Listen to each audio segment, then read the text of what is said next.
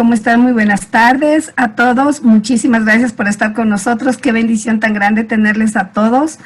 Realmente para nosotros es una alegría saber que están ya conectados, esperando nuestros cursos. Realmente nos da mucha, mucha emoción y sobre todo nos llena de una motivación constante, ¿no? Porque esto nos dice que hay mucha gente que quiere aprender, hay mucha gente que quiere enseñar también, porque nosotros también aprendemos a través de ustedes un montón de cosas, a través de sus experiencias, a través de sus palabras, a través de cada una de sus incluso cuestiones, ¿no? Que nos hacen muy felices a todos. Muchísimas gracias por estar con nosotros en este tiempo. El día de hoy vamos a hablar sobre todo lo que tiene que ver con lo que significa medir, ¿no? Porque cuando nosotros hablamos de instrumentos de evaluación, hablamos de lo que queremos medir. Pero para eso nosotros necesitamos, de hecho, utilizar algunos instrumentos para poder evaluar y para poder medir los conocimientos y el aprendizaje. Yo voy a hablar hoy sobre un tema súper importante con el que, como yo siempre les digo, yo trabajo mucho y yo trato de enseñar lo que por experiencia propia a mí me ha servido mucho y lo que yo he creído que ha sido lo mejor después de haber trabajado con un montón de instrumentos de evaluación o técnicas de evaluación, con qué tipo de técnicas de evaluación y estrategias yo he podido trabajar mejor con mis estudiantes, permitiendo que mis estudiantes también puedan autoevaluarse, nos puedan evaluar a nosotros como docentes también, porque eso es súper importante.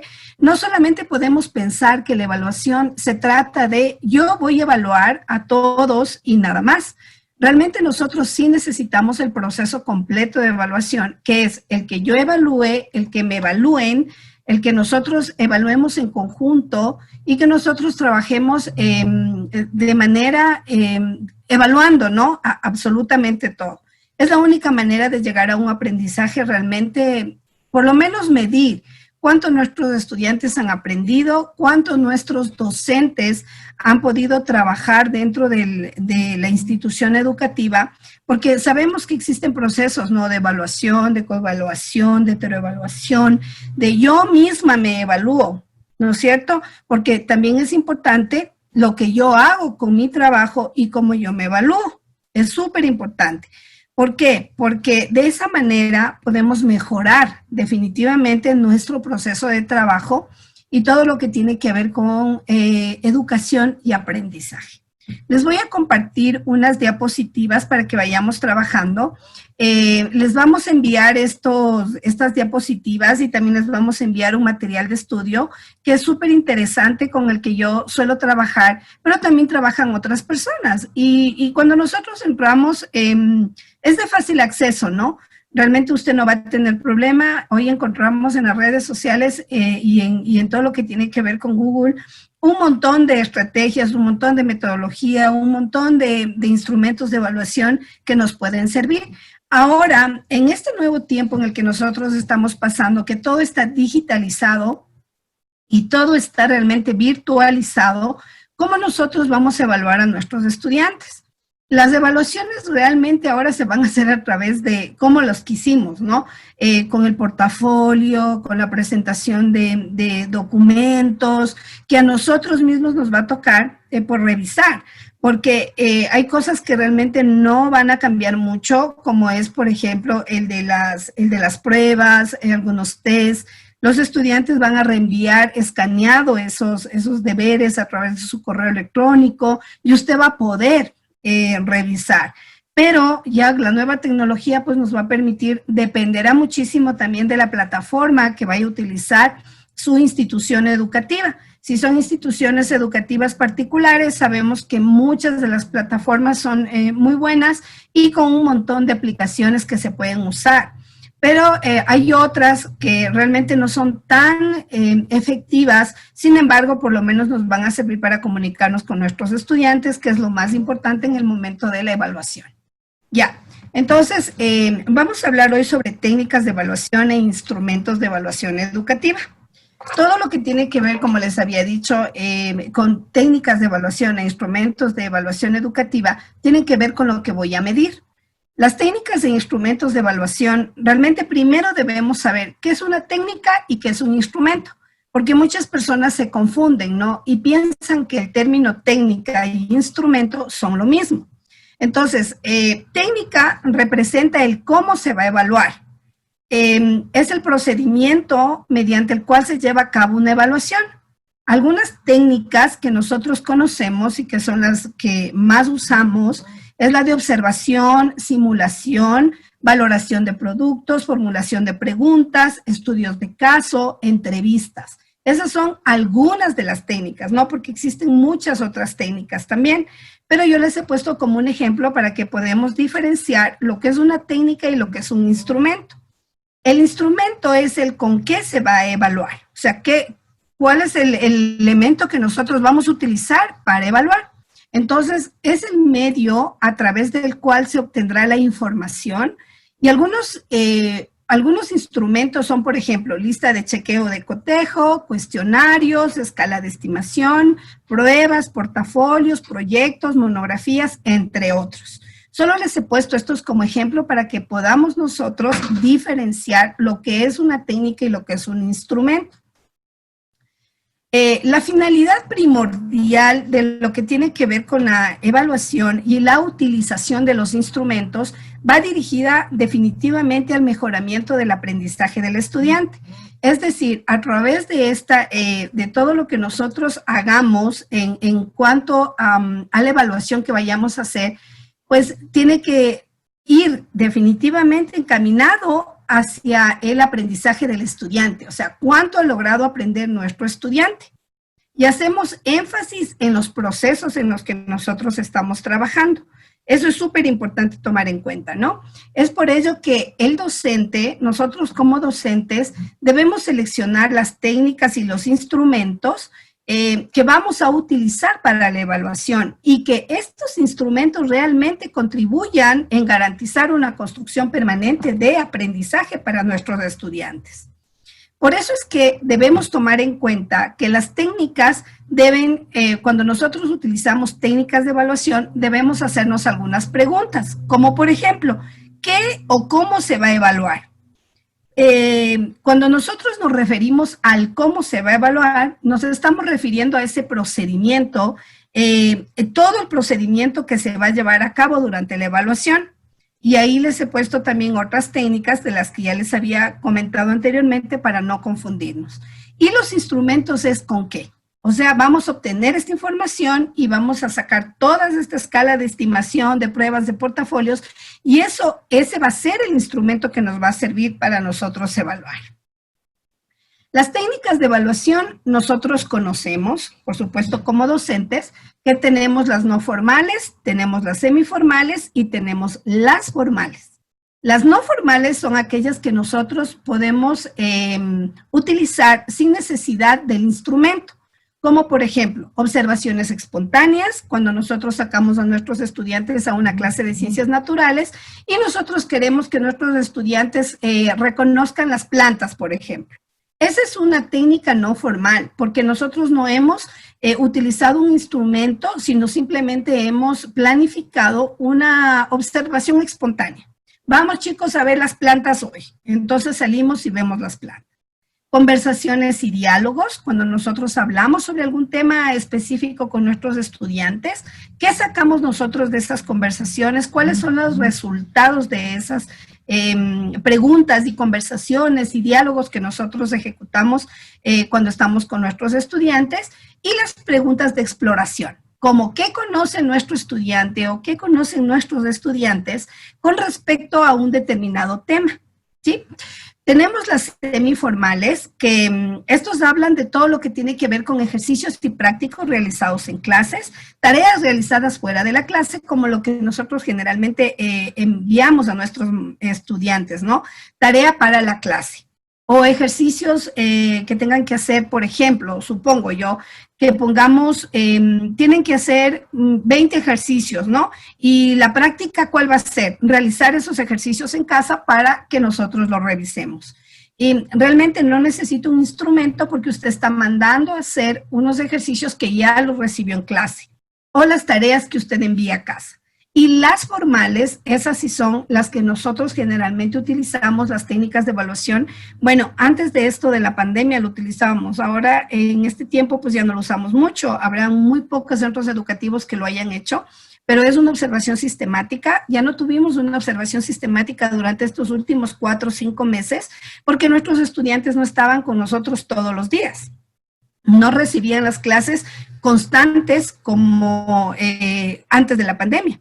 Pero sí tenemos las pruebas y exámenes y tipo test, que son las que generalmente nosotros tomábamos antes de la pandemia. Entiendo que, por ejemplo, en la institución educativa donde yo trabajo, no se tomaron pruebas y exámenes este último quimestre, sino más bien dicho, se trabajó con el portafolio y los trabajos. Sí se tomaban algunas pruebas a través de la plataforma que nosotros utilizábamos, pero no eran las pruebas y exámenes tipo test como nosotros los teníamos. Y tenemos las pruebas de ejecución. Ahora, ¿qué son las técnicas e instrumentos de evaluación? Esto es a lo que yo me refería con ustedes cuando hablaba sobre un enfoque formativo. Yo trabajo con un enfoque formativo porque realmente me permite, ¿no? Como docente, evaluar los aprendizajes de mis estudiantes y realizar un seguimiento constante. Pero no solamente es el seguimiento que yo le doy a mi estudiante y no es solamente la evaluación de los aprendizajes, sino que también yo con todos los resultados que tengo y que obtengo, creo oportunidades de aprendizaje. Es decir, hago también las modificaciones necesarias para que mi estudiante esté mucho mejor o para que su práctica sea mejor. Asimismo, soy responsable como docente de que el enfoque formativo sea inclusivo y esto incluya a todos mis estudiantes para ser evaluados en cuanto a sus aprendizajes. Entonces, el enfoque formativo es súper interesante para lo que tiene que ver con evaluación. Y las técnicas que utiliza son las que generalmente nosotros hemos usado toda la vida. Pero aquí sí nosotros tenemos que crear oportunidades de aprendizaje en nuestros estudiantes. El enfoque formativo de la evaluación tiene la finalidad de mejorar el aprendizaje, como les había dicho, de nuestros estudiantes, pero también tiene puntos claves específicos que nos van a ayudar a hacer una mejor evaluación. Como por ejemplo, requiere recolectar o sistematizar y analizar información obtenida de diversas fuentes. Esto lo hacemos a través de la observación, de las encuestas, de las entrevistas, de todo lo que nosotros utilicemos para poder recolectar la información. Además, el enfoque formativo de la evaluación tiene como fin principal mejorar los aprendizajes, ya les había dicho, y también hacer una intervención. La intervención docente tiene que ser efectiva para que estos aprendizajes, los aprendizajes de nuestros estudiantes sean súper positivos, ¿ya? Y que sean significativos, sobre todo significativos. Además, permite el desarrollo de las habilidades de reflexión, observación, análisis, pensamiento crítico y la capacidad para resolver problemas. Nuestros estudiantes son capaces de desarrollar cada una de estas habilidades cuando nosotros les enseñamos y utilizamos el enfoque formativo de evaluación. Además, se proporciona un acompañamiento de retroalimentación. Es decir, que si es que a mi estudiante yo le doy una clase y mi estudiante, yo le pregunto y mi estudiante me dice que no comprendió mucho la clase, pues yo debo acompañar a mi estudiante y retroalimentar esa clase para que estos aprendizajes realmente sean significativos y para que los resultados que yo quiero obtener con las técnicas que voy a utilizar para evaluar sean efectivas. Además, implementamos diversas estrategias e instrumentos de evaluación, las que les había dicho anteriormente en las diapositivas, ¿no? El seguimiento del aprendizaje de los estudiantes se lleva a cabo o mediante la interpretación de evidencia sobre el mismo. O sea, es decir, que si yo trabajo con proyectos con mis estudiantes, pues a mí me debe, más bien dicho, yo debo estar segura de que cuando mis estudiantes terminen ese proceso, el proyecto, pues ellos hayan aprendido. Pero no solamente se trata del aprendizaje cognitivo o del conocimiento, sino también de trabajar muchísimo las áreas internas de nuestro estudiante, lo que es autoestima, lo que tiene que ver con sociabilización, con comunicación, con seguridad. Entonces, el enfoque formativo realmente trabaja muchísimo estas áreas también y nos permite a nosotros como docentes contar con una información fidedigna, un conocimiento necesario para identificar los logros como las dificultades en el aprendizaje de nuestros estudiantes, y también les brindamos una retroalimentación que les va a permitir tener un conocimiento adecuado y significativo. Además que estamos generando oportunidades en los niveles de logro de nuestros estudiantes. Entonces, es súper importante poder identificar todas las estrategias, los instrumentos que sean adecuados para el desarrollo de nuestros estudiantes, así como el aprendizaje que esperamos obtengan nuestros estudiantes. Ahora, realmente yo me centro mucho también en este último tiempo de la pandemia, porque nos hemos dado cuenta que muchos estudiantes realmente perdieron el hilo.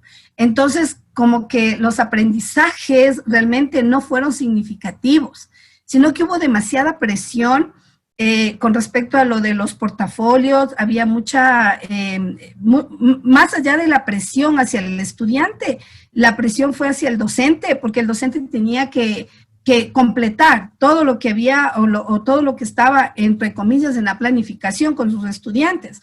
Pero realmente 2 o 3 horas diarias o 2 o 3 horas a la semana de clases, era casi imposible completar con las planificaciones.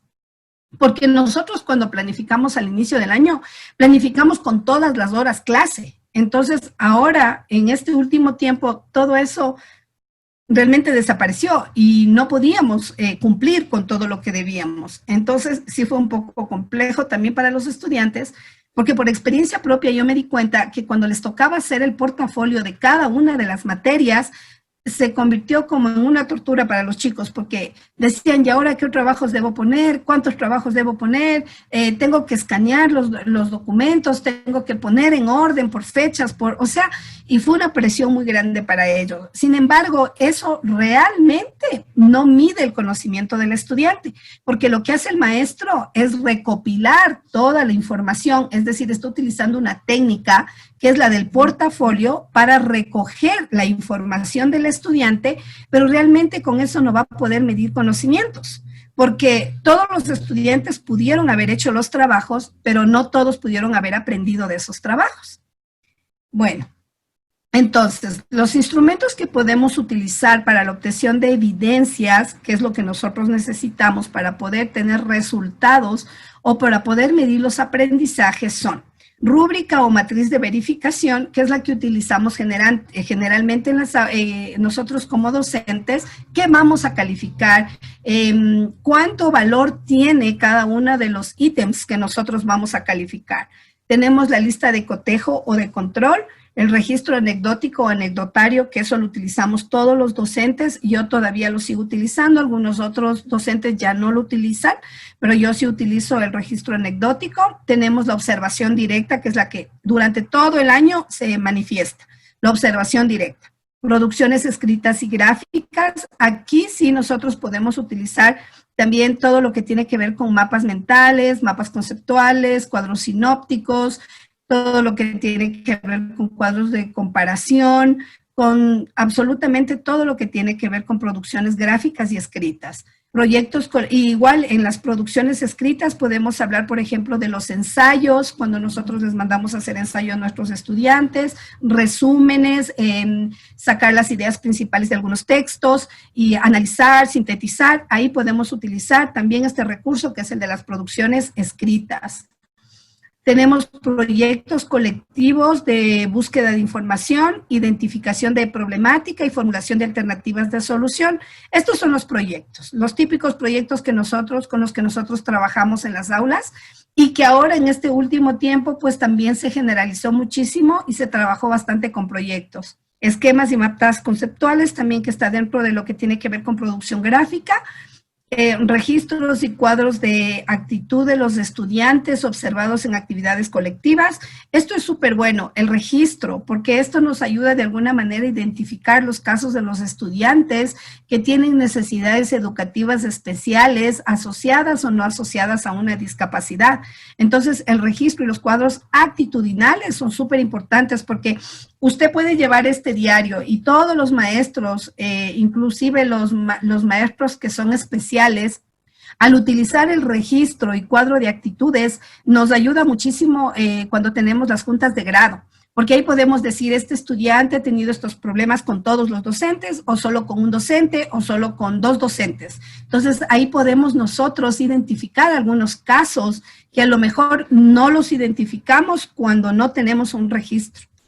Tenemos los portafolios y carpetas de trabajo, que es con lo que trabajamos este último tiempo, que fue súper importante y súper necesario para las calificaciones, para que nuestros estudiantes sean evaluados.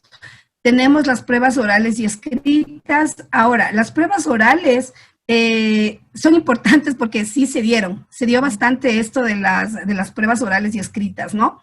Tenemos la lista de cotejo, registro anecdótico, escala de actitudes, que era lo que va muy a la par con el registro de actitudes, el diario de clase y las escalas de diferencia semántica. Por favor, les pido que después levanten la manito o después ya les voy contestando sus preguntas porque queremos terminar la presentación y después nos vamos a todo lo que tiene que ver con preguntas, ¿sí? Ya, aquí también tenemos nosotros que como parte de lo que tiene que ver con técnicas e instrumentos de evaluación, en todo este proceso nosotros utilizamos también estrategias de evaluación. ¿Qué son las estrategias de evaluación? Pues es simple, no es más que una adecuada evaluación. ¿Cómo nosotros hacemos una evaluación? Seguimos los pasos porque hay que tomar en cuenta que cuando nosotros hablamos de técnicas de evaluación, tenemos que ser súper, pero muy esquemáticos y tratar de ser en lo posible lo más acertados para poder obtener resultados adecuados. Entonces, las estrategias tienen que ser súper bien establecidas y podemos, yo les he puesto aquí cómo definirlas, ¿no? Yo les he definido por finalidad. O sea, una estrategia de evaluación son un conjunto de métodos, de técnicas y recursos que utiliza el docente para valorar el aprendizaje del alumno. ¿Cuál es la finalidad de la estrategia? Estimular la autonomía, monitorear los avances de nuestros estudiantes, comprobar el nivel de comprensión o de los aprendizajes e identificar las necesidades. Es lo que les decía anteriormente con lo del registro actitudinal. Nosotros podemos, estas cuatro finalidades, yo les he puesto como finalidades porque son súper importantes cuando nosotros trabajamos en lo que tiene que ver con medición de aprendizajes de nuestros estudiantes. Aquí, bueno, les he puesto un pequeño cuadro, les he hecho de todas las técnicas o de las técnicas que más utilizamos y el tipo de instrumentos que nosotros utilizamos y que realmente qué tipo de aprendizaje se pueden evaluar. Yo les he puesto la observación, el desempeño de los alumnos, análisis de desempeño e interrogatorios, ¿no? En la observación utilizamos la guía de observación, el registro anecdótico, diario de clase, diario de trabajo y escala actitudinal. ¿Qué mide? ¿Qué evalúa? Conocimientos, habilidades y actitudes y valores. Ahí están con unas X para que usted pueda ver qué es lo que se puede medir. Ahora, en la escala actitudinal, lo que mide son solamente actitudes y valores, no conocimientos y habilidades, porque recuerde que las actitudes son como yo actúo, mi comportamiento. Entonces, eso no tiene valoración, eso no es cuantitativo, sino cualitativo. Tenemos el desempeño de los alumnos, ahí tenemos preguntas sobre el procedimiento, o sea, sobre todo el tema que he trabajado, cómo has llegado a cumplir el procedimiento, el trabajo, el deber, la tarea, el proyecto. Cuaderno de los alumnos, que lo utilizábamos muchísimo hasta antes de la pandemia, los organizadores gráficos y todos estos, usted ve los aprendizajes que se pueden evaluar, son conocimientos, habilidades y solamente en el cuaderno de los alumnos podemos nosotros ver actitudes y valores, por cómo son sus cuadernos, cómo los llevan, si son limpios, son sucios, organizados, desorganizados, si les falta materia, no les falta, si está igual, está desigual. Todo eso nosotros podemos medir a través del cuaderno de los alumnos. ¿Y qué estamos midiendo nosotros? Desempeño del estudiante. Tenemos el análisis del desempeño, portafolio, rúbrica y lista de cotejo, que es lo que generalmente utilizamos en las aulas muchísimo, y ahí están los aprendizajes que pueden evaluarse. Tenemos el interrogatorio, que son tipos textuales como debates y ensayos, que sí se trabaja muchísimo con debates y ensayos, especialmente en el área de lengua y literatura, de ciencias sociales, se utiliza muchísimo este tipo de técnica, que es el de interrogatorio, porque nos permite de alguna manera desarrollar en nuestros estudiantes ese aspecto crítico y también cuestionador, que es súper importante. ¿Qué tipos tenemos nosotros de instrumentos? Orales, escritos, pruebas escritas, y ahí hemos visto que cuáles son los aprendizajes que se deben evaluar, los de conocimiento y habilidad. En el interrogatorio, ahí no se puede evaluar actitudes y valores, porque es una parte propia, ¿no?, del estudiante.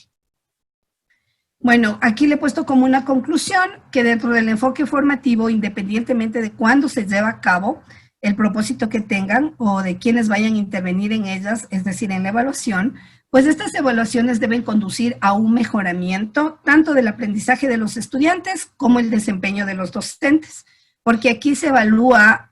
A ver, me evalúo yo como docente y evalúo a mi estudiante.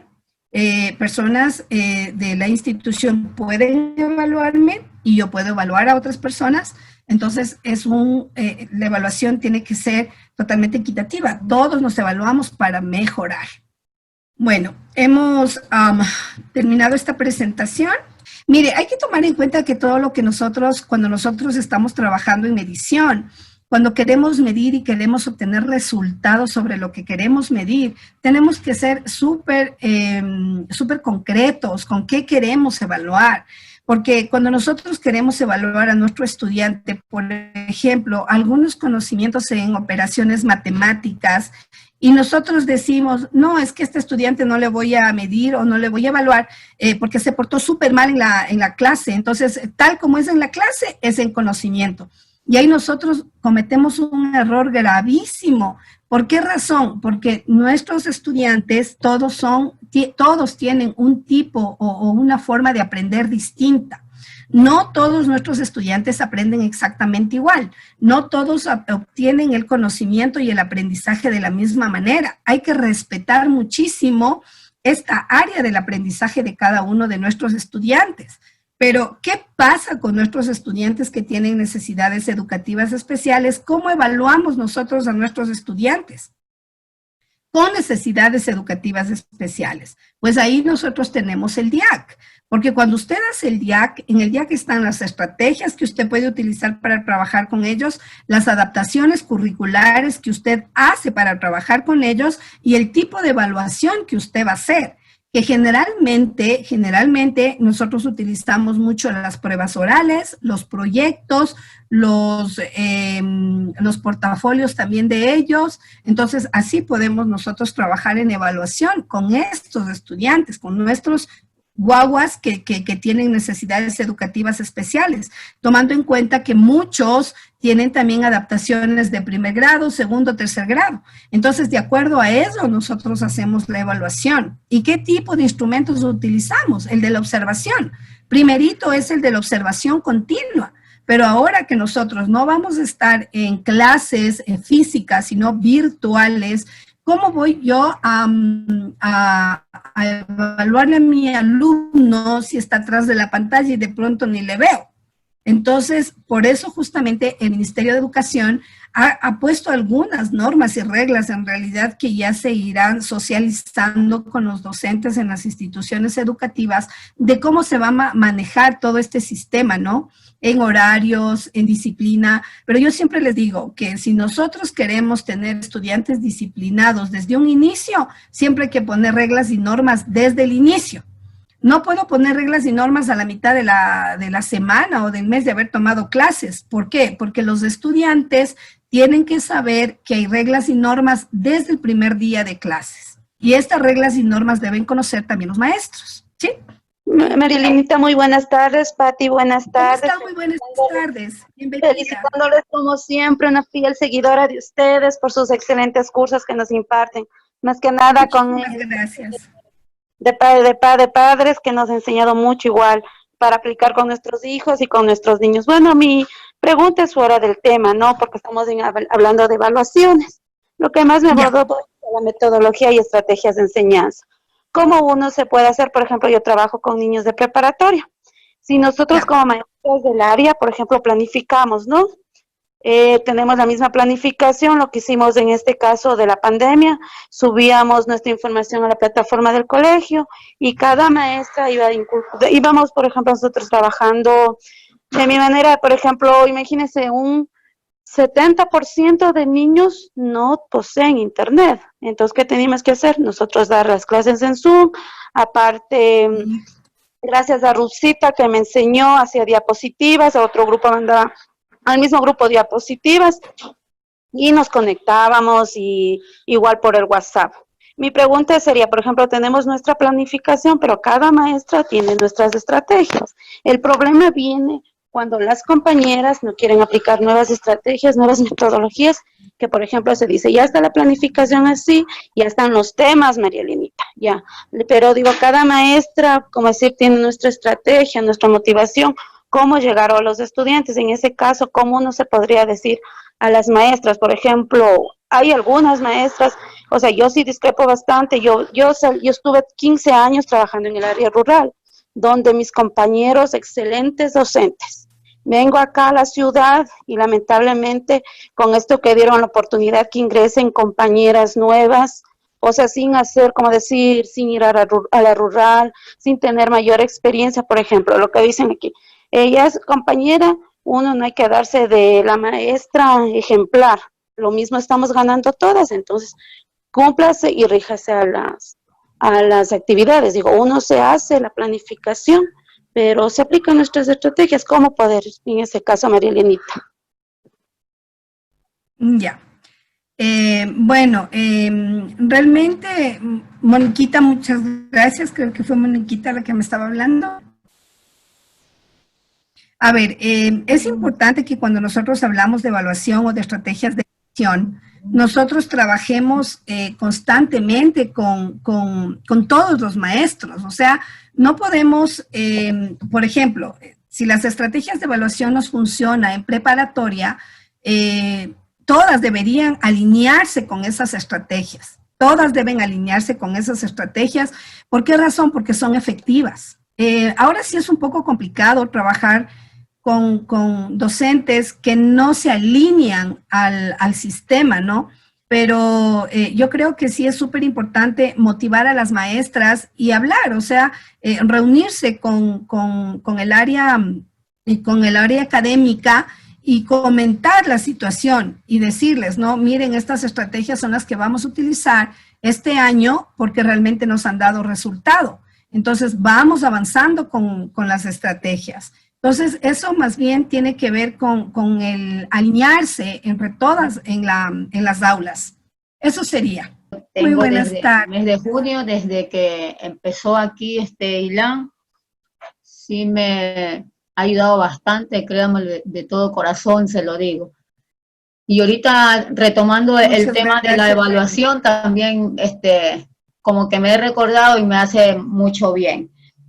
Yo soy maestra de lo que es primero de educación básica y perteneciente a la Junta Académica, en la ¿Ya? cual uno tiene que llenarse de paciencia, pues, y como dice la niña Patti, hablar con amor.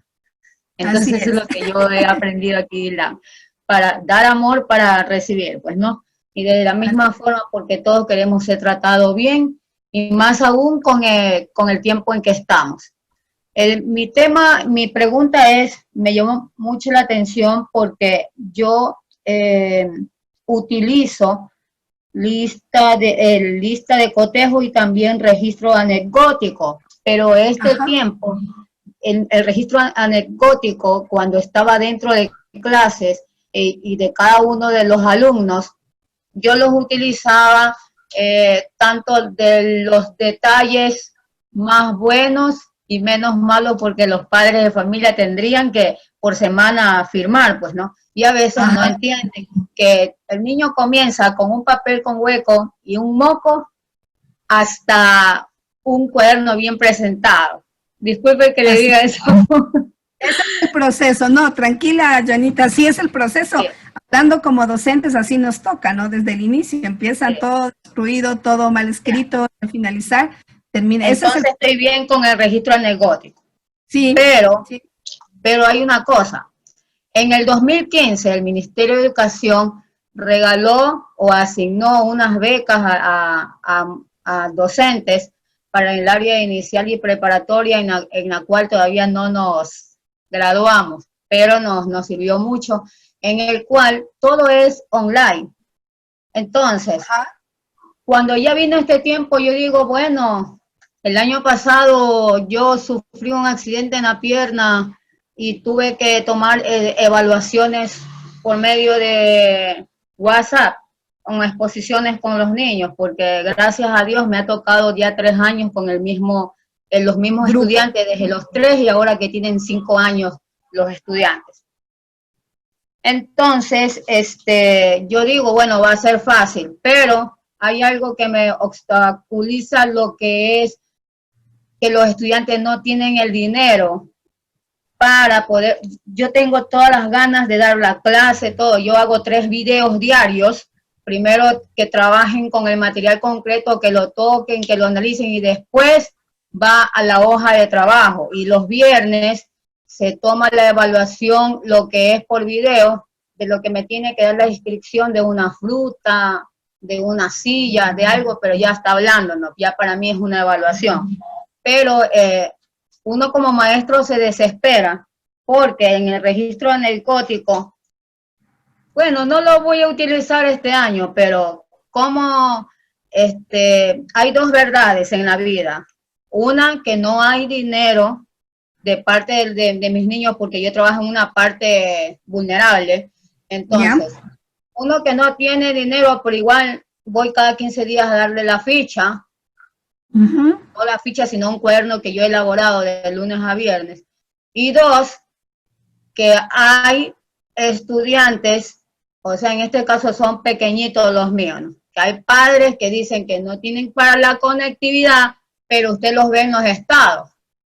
Entonces me lleno de paciencia y digo, ¿cómo es que uno desde el 2015 hizo una maestría en el cual no tenía yo ni computadora? Y yo en ese tiempo había lo que era el wifi de alcaldía, aunque sea cogida en 20 minutos y lo hacía. Y es lo que yo quiero inyectar en mis estudiantes, de que sean ciudadanos, aparte de ser autónomos, responsables, pero el padre es el que le tiene que inyectar.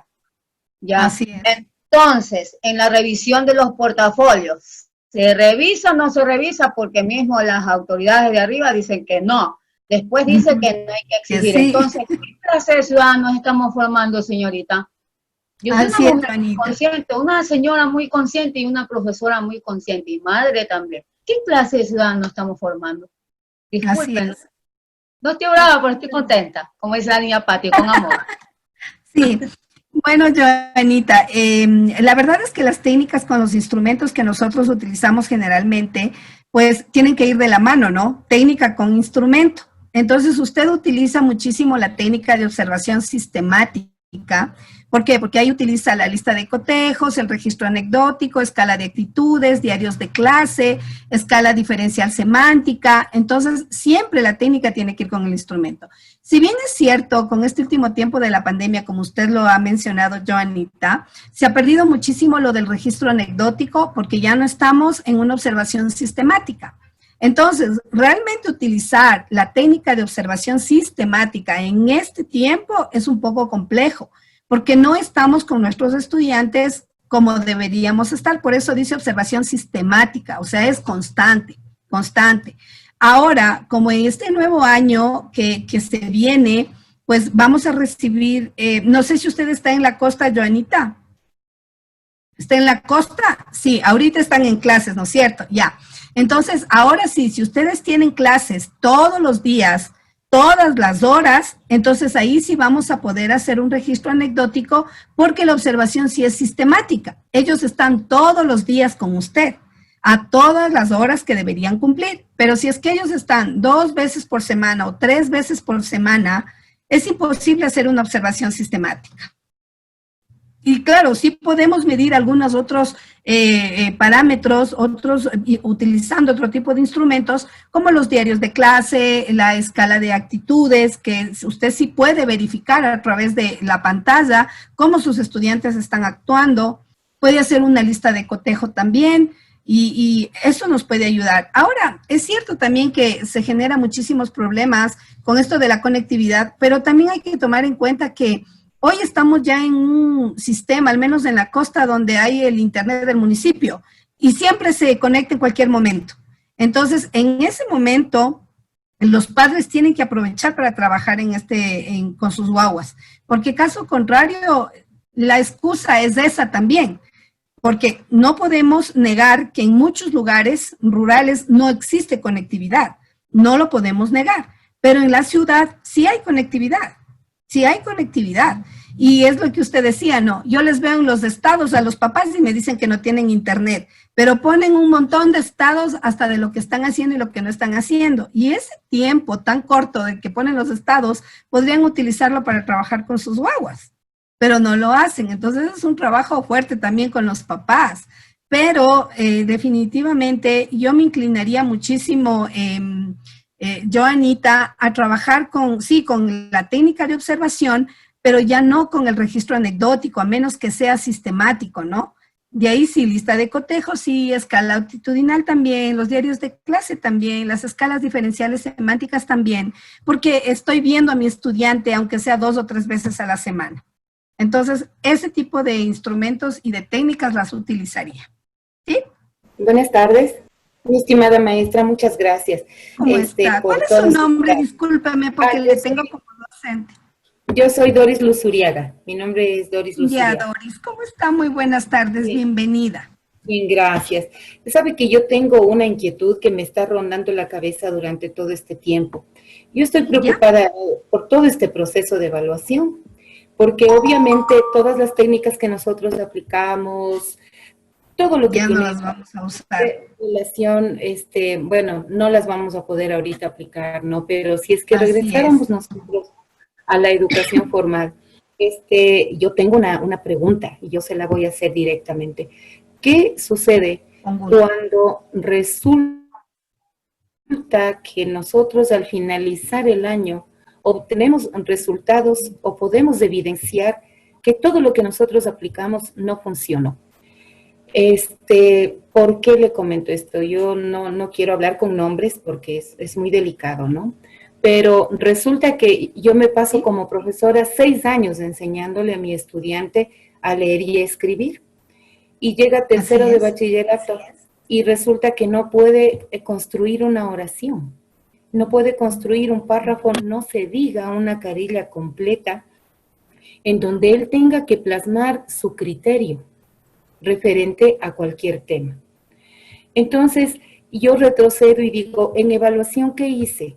Yo apliqué un modelo, yo le acabo de escuchar justo ahorita que dice que hay docentes que no quieren un poco alinearse a un modelo de evaluación. Digamos que yo en la prueba que vale 2 puntos, yo estoy alineada y hago tal cual me dicen y evalúo.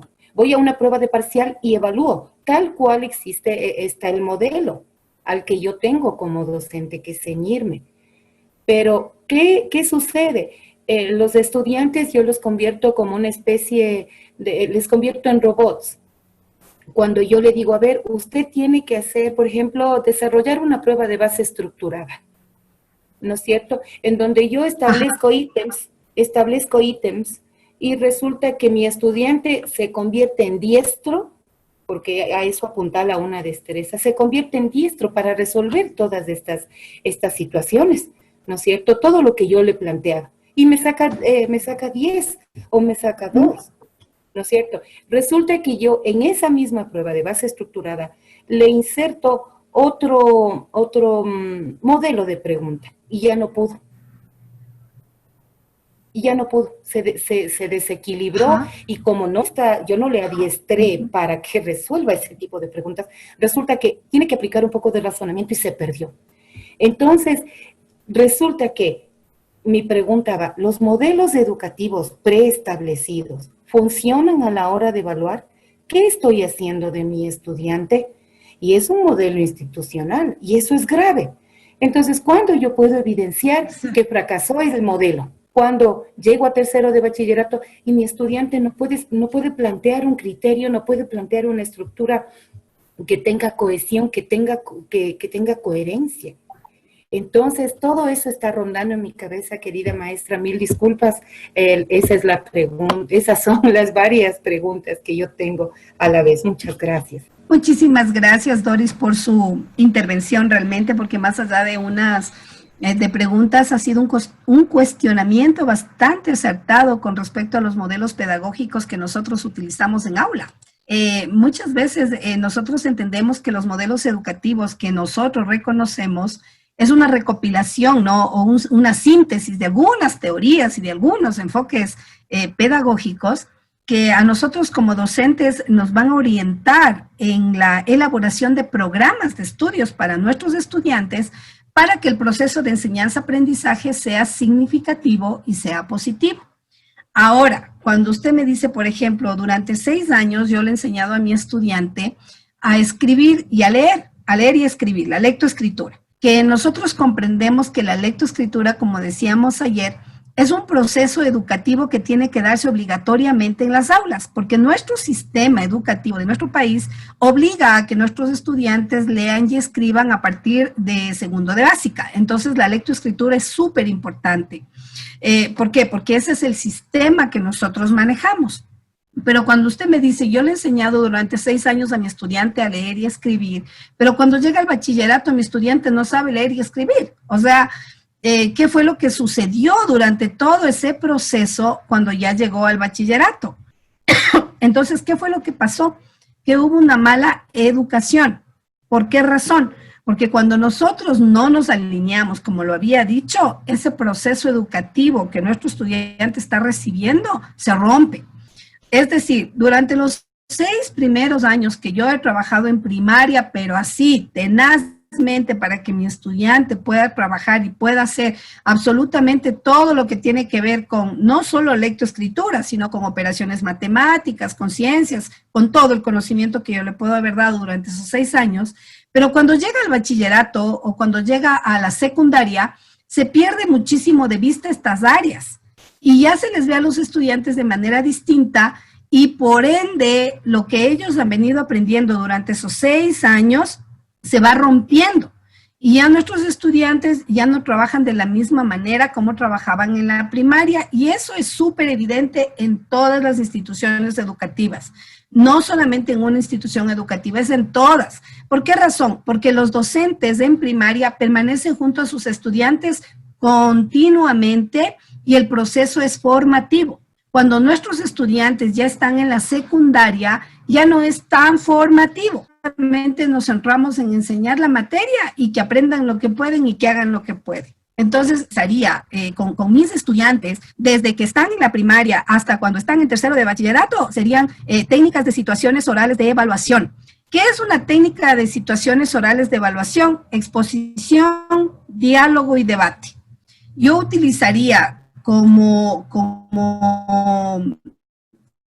centro educativo y me alinearía a estudiantes aprenderían a razonar, a cuestionar, a sintetizar, a analizar, a preparar un ensayo.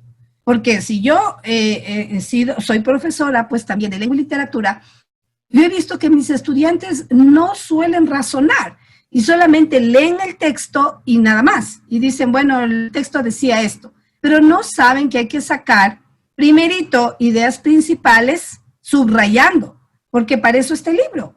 O sea, es un libro de estudios. Tengo que enseñarle a mi estudiante que tiene que, a ver, vamos chicos a leer el texto y a sacar ideas principales. De uno en uno, a ver, demos su idea principal del texto. Siguiente, otra idea principal. Siguiente, otra idea principal. Siguiente. Y así vamos acumulando ideas principales hasta llegar a una síntesis del texto. Pero nosotros no hacemos eso, entonces nosotros abandonamos a nuestro estudiante y nosotros le decimos, haga lo que usted pueda, aunque no le decimos así, pero le decimos, haga un ensayo, y el estudiante le pregunta, ¿pero qué es un ensayo? Usted le dice, bueno, usted ya sabe cómo se hace. Entonces el estudiante queda totalmente desguarnecido, y lo que nosotros tenemos no es estudiantes que no sepan leer y escribir, son estudiantes totalmente desmotivados. Son estudiantes totalmente alejados de la educación y lo único que ellos quieren es salir, graduarse del colegio e irse. Pero esto pasa en la secundaria, cuando nosotros los docentes de secundaria no tenemos esa misma fortaleza y fuerza que le ponemos cuando son más pequeños y estamos formándoles. Los estudiantes están en proceso de formación desde que inician hasta que terminan, porque son estudiantes y el colegio tiene que ser formativa desde el preescolar o desde el inicial hasta el tercero de bachillerato, porque están dentro de es formar, o sea, es formativo, entonces es constante. Yo aplicaría realmente, Dorisita, le diría técnicas de situacionales orales de evaluación, exposiciones, diálogos y debates, para que mis estudiantes aprendan desde chiquitos a debatir, desde chiquitos a ser cuestionadores, desde chiquitos a ser analíticos, a resumir. ¿Por qué? Porque todas las habilidades, no solo matemática, todas las materias llevan estos procesos y estas habilidades. Entonces hay que trabajar desde pequeñitos con este tipo de técnicas para que cuando ellos estén en tercero de bachillerato puedan defenderse, por lo menos cuando tienen que presentar una exposición. Hay estudiantes que no saben ni siquiera hablar. ¿Por qué? Porque no utilizamos las técnicas adecuadas con nuestros estudiantes. A la larga, el docente es usted, no es su estudiante. Entonces, nosotros nos hemos preparado para enseñar a nuestro estudiante, ¿sí? Eso sería, Dorisita. Sí, buenas tardes. Buenas tardes. Bienvenida, Gina. Sí, le saluda Gina Cisneros. ¿Cómo está, Gina? Muy buenas tardes, bienvenida. Verles a todos y escucharles. Sabe que Gracias. estaba atendiendo a una pregunta de la compañera sobre esto de las preguntas de evaluación. Dentro de las preguntas tenemos la evaluación que decía la compañera, pues que no le cogían bien esto de la evaluación, me acuerdo, creo que decía la evaluación sobre que, por ejemplo, los chicos no razonan, ¿no?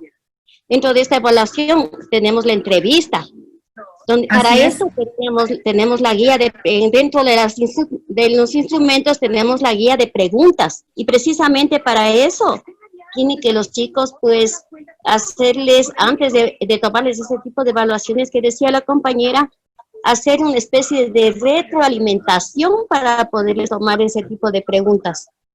Entonces, como decía usted también, en la escuela, pues en las escuelas se toma más en cuenta, ¿no?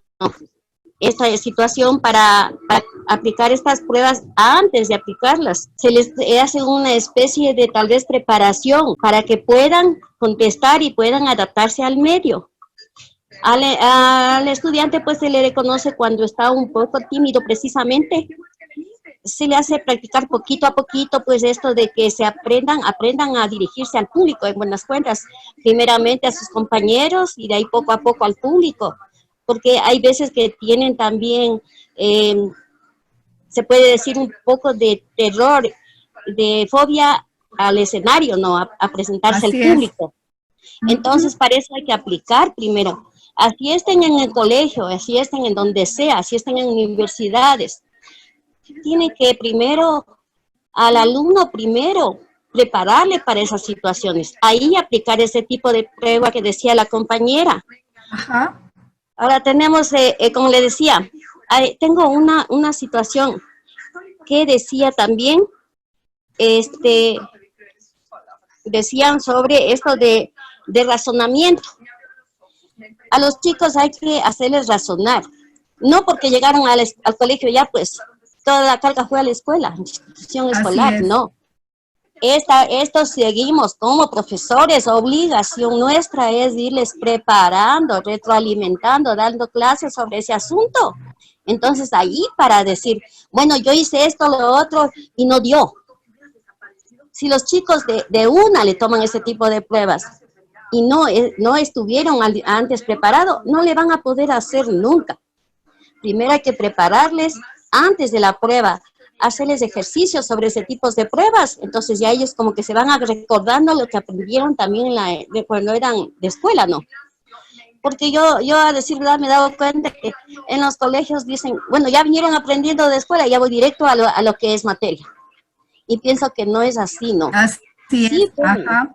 No antes hay de la nada, retroalimentación. No hay es la muy importante Sí, esto para que puedan seguir adelante. Ahora, tenía yo una pregunta.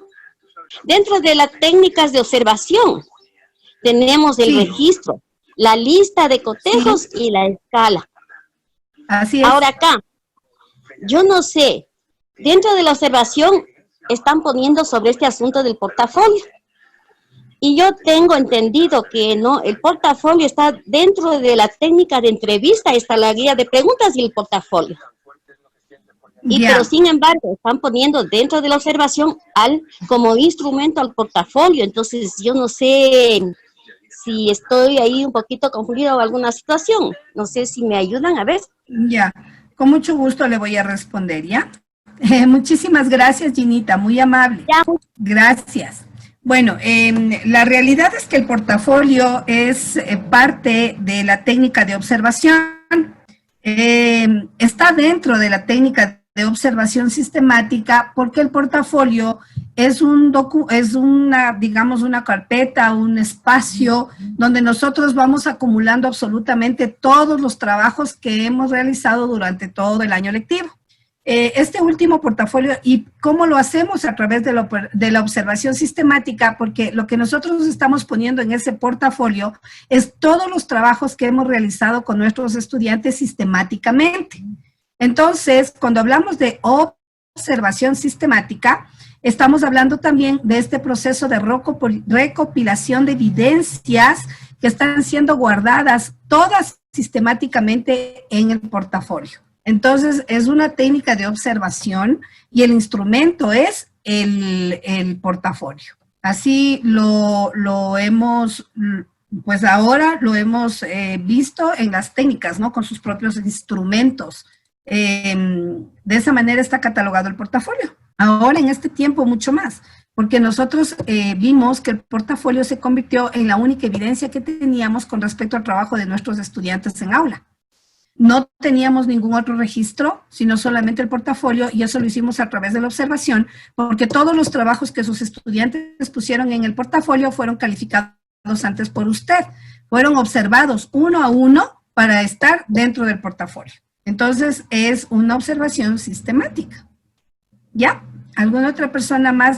Ok, buenas tardes con todos. Silvita, ¿cómo está? Acabo Buenas tardes, bienvenida. tardes, gracias. Acabo de escuchar a las compañeras cada una de sus respuestas y sus preguntas. Cabe que saben que yo tengo varias experiencias de trabajo en esta situación. Por ejemplo, lo que hablaba Doris, que los chicos hoy día no son críticos, no son valorativos. Yo pienso que la técnica que uno debe utilizar es la del parafraseo. El parafraseo debe utilizarlo a diario con los chicos. ¿Por qué? Porque a través del parafraseo, ¿sí? A través del parafraseo, el chico evidencia su resumen con sus propias palabras. Y esto permite que el chico sea valorativo, crítico y pueda dar su razonamiento lógico en cualquier situación. He tenido experiencias de trabajar no solamente con los niños pequeñitos, sino también con los chicos de colegio. Hoy día soy maestra de colegio y tuve la oportunidad de participar con... Así es. Tuve la oportunidad de este año, bueno, aunque todos los años, fui tutora de guía de proyectos de graduación, donde a los chicos que subieron a mi cargo les hice utilizar mucho lo que es el parafraseo. ¿Por qué? Porque dentro del pensum de estudios no está dentro de la malla curricular, no está la investigación. Y yo pienso que es Así fundamental es. que hoy en día revean hoy día el Ministerio de Educación en la implementación de la investigación, porque a través de la investigación el muchacho puede ampliar sus conocimientos y puede realizar sus propias experiencias a través de sus vivencias. Es importantísimo, importantísimo dar a conocer hoy en día a los chicos la manera de estudio que estamos ahorita a través del Internet, a través de la plataforma Teams, en este caso porque soy maestra fiscal. Con Doris tengo un apego, éramos compañeritas, no sé si se acuerda Doris de mí, un apego y realmente pienso que uno como maestro tiene que dar todo de sí. Pero ¿con qué razón? Primero, que el muchacho aprenda a leer. Básicamente hoy en día los muchachos han dejado de leer y es Sí, ya no leen. uno de los referentes más importantes que tenemos dentro de todo el Ecuador, que si es del 80 o el 90%, no nos dedicamos a leer. Y si Sí, no usted no lee, leemos. no va a ampliar su conocimiento y necesita ampliar su conocimiento. Y hoy en día tenemos la capacidad de que estamos ahorita en casa, tenemos la oportunidad de incentivar a nuestros estudiantes, de incentivar a los chicos a que puedan realizar sus actividades a través de la lectura. Este año, a través antes de que lleguen las fichas didácticas, que nos llegaban a nosotros las fichas didácticas, sí preparé un ejercicio de lectura comprensiva donde pude formular con los chicos, ampliar su conocimiento a través de la investigación y para que les llene las expectativas de poder leer más. Tenía estudiantes que terminaban en un día el taller y me decían, Linsen, pero queremos más. Entonces todo depende también de la calidad de estudiantes que tenemos hoy en día. Pero si incentivamos a la lectura desde pequeños, por eso quiero darles una experiencia más. He trabajado con lo que se trata la pedagogía conceptual. Aparentemente, dentro del ministerio trabajamos lo que es el constructivismo. Pero si nos podemos apegarnos a la pedagogía conceptual, el niño puede aprender a leer desde el año y medio. Ajá. Entonces, si nosotros tenemos en casa niños pequeñitos, es hora de partir con ellos. Con ellos son la base para hoy y fundamental para que podamos seguir adelante. Y dentro de mis preguntas que yo tengo, sería importantísimo que no ampliar nuestra malla curricular para que se pueda dar el proceso de seguimiento en el caso de lengua y literatura, por ejemplo, ampliar no solamente las fichas didácticas que nos dan, porque si revisamos las fichas didácticas, todo se basa en lengua y literatura, pero se desapegan las otras asignaturas, ¿sí? Sí, exacto. Y entonces, ¿qué es lo que necesitamos? Que se dé hincapié, y sí se debería solicitar, yo pienso que al Ministerio de Educación, que dentro de las fichas didácticas sean identificadas las asignaturas para que los compañeros no se vean abocados que digan, no, es que está solo lengua y literatura. Ajá, entonces, sí. es importantísimo que hoy en día nos apeguemos a lo que es la formación lectora. La formación lectora desde sus inicios, desde los más pequeñitos hasta los más grandes, para que lleguen ellos a formar y crear hábito de la lectura, que eso es lo que nos hace falta. Muchísimas gracias, Silvita, por su intervención, muy interesante también, por supuesto. Agradezco mucho su gentileza.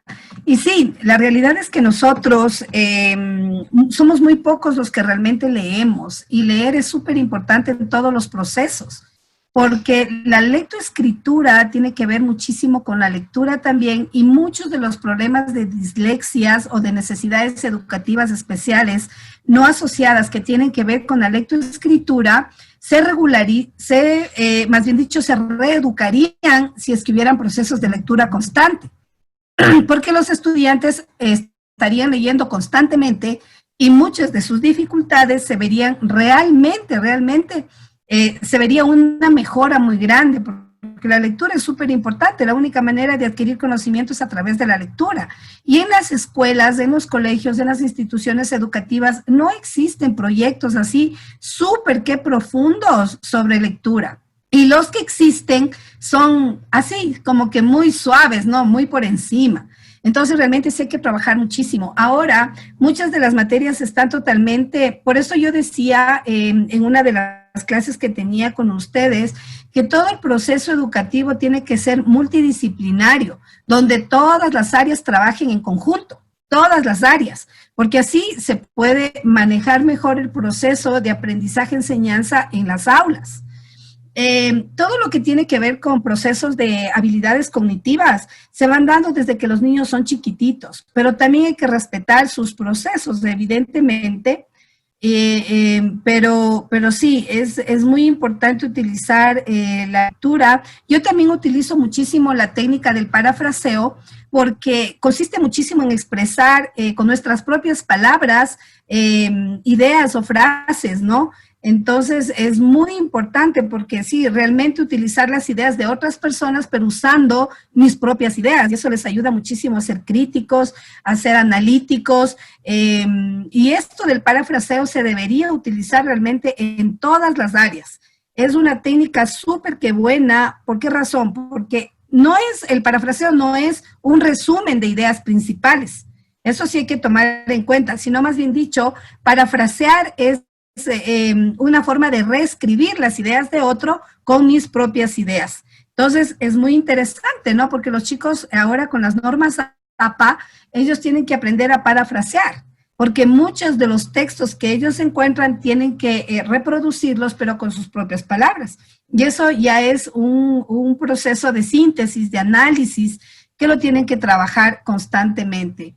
Tenemos un montón de técnicas y de metodologías que podemos utilizar para que nuestros estudiantes puedan ser evaluados de una manera adecuada y utilizando nosotros estas estrategias y estas técnicas. ¿Sí? Gracias, Silvita. Muy buenas tardes. Es un gusto para mí participar en esto. Colaborando con las inquietudes de las compañeras que antes me antecedieron la palabra, estamos en lo correcto con lo que dice que muchas de las veces el maestro de la escuela fiscal de la escuela primaria, hace la labor de guiarles a los estudiantes, de enseñar a leer y escribir, y también cumple con su papel que es también de que el niño se vaya formando su criterio. Lo hacemos, claro, formadores de criterio. Por ejemplo, en alguna clase siempre se lo hace del punto de vista que se le pide al niño qué entendió, qué quiere decir. Entonces estamos razonando, estamos haciendo el análisis, estamos utilizando el parafraseo. Incluso la investigación también, porque mandamos a consultar, a ampliar un poco más del conocimiento. Lamentablemente, como bien lo decían las otras compañeras, ¿qué pasa aquí cuando llega al colegio? Llega al colegio, el maestro se dedica a dar su clase, su tiempo límite, que son de 45 minutos, y se retira.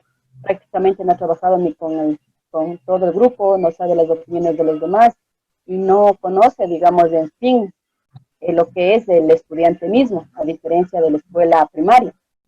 Y el parafraseo se viene haciendo desde la escuela misma, al momento que usted le pregunta al estudiante qué entendiste, qué comprendiste, cómo lo hiciste. Entonces sí lo estamos utilizando. Sino que pasa que un poco más es digamos, de costumbre de utilizar esta técnica. En cuanto a la investigación, igual los maestros de primaria, si mandamos a consultar, si se manda a ver un poco más de determinado tema, a que él mismo, o sea, el descubridor, al internet, a que entienda, que vea, incluso se hace la exposición, a ver, dime qué entendiste o qué parte fue lo que más te llamó la atención. Estamos haciendo las exposiciones de determinados trabajos.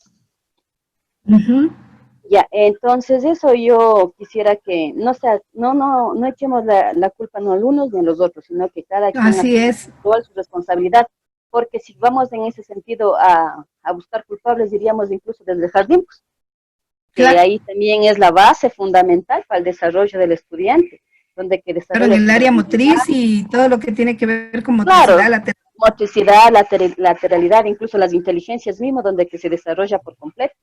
Entonces, aquí lo que tenemos que hacer nosotros como maestros conscientes y lo que buscamos es...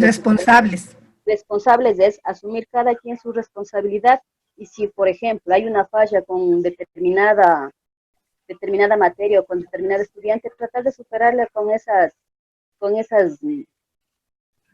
digamos, buscar las necesidades de superar esas deficiencias que tiene.